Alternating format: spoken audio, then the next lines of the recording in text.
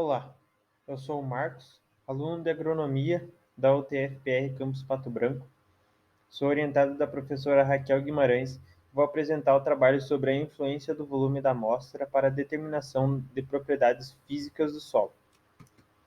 Bom, para ter qualidade, então, na avaliação, precisamos ter amostras com estrutura preservada, ou seja, amostras que apresentam uma estrutura física com alto grau de conservação, mantendo a organização dos agregados e a distribuição dos poros de acordo com a característica da área em que foram retirados.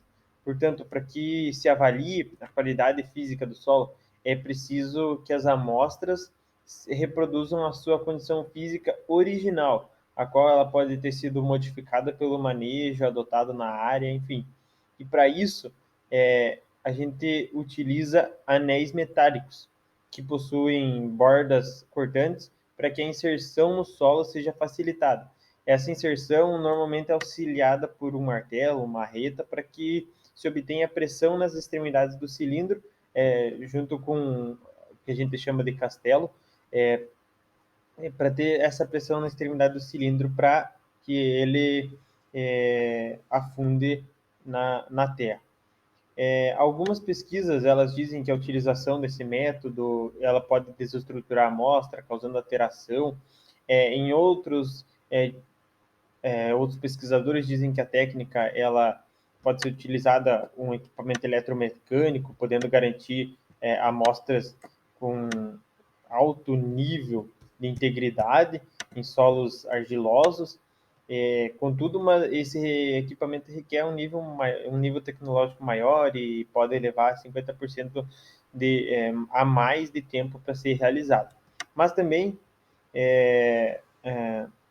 isso, né, claro, pode aumentar a sua eficácia,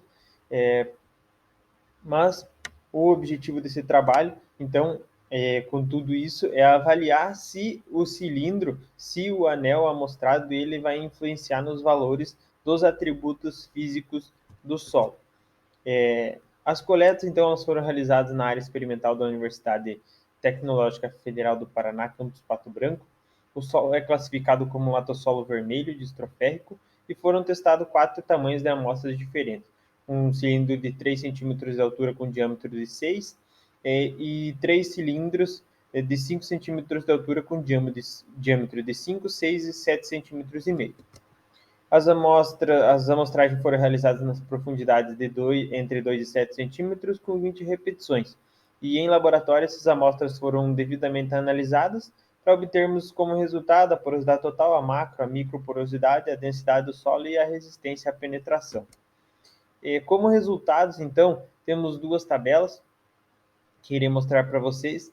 A primeira tabela é essa tabela dos valores médios e intervalo de confiança, dividido em 2 slides, porque a tabela ficou um pouco comprida.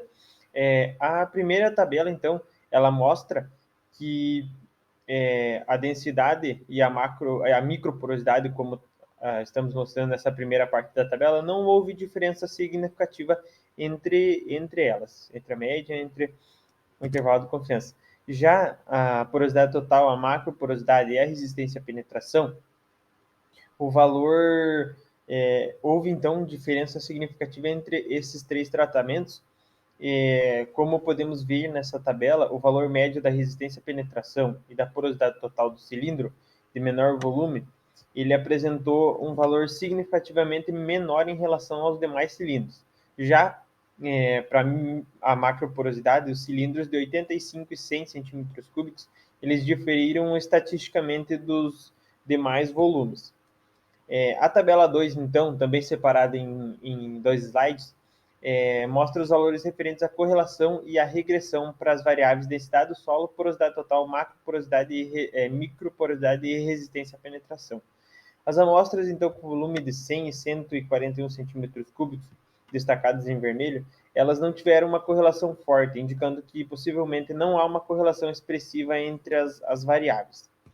Já na segunda parte da tabela, os cilindros de 85 e 221 centímetros cúbicos de volume, eles possuem uma relação forte, uma correlação mais forte.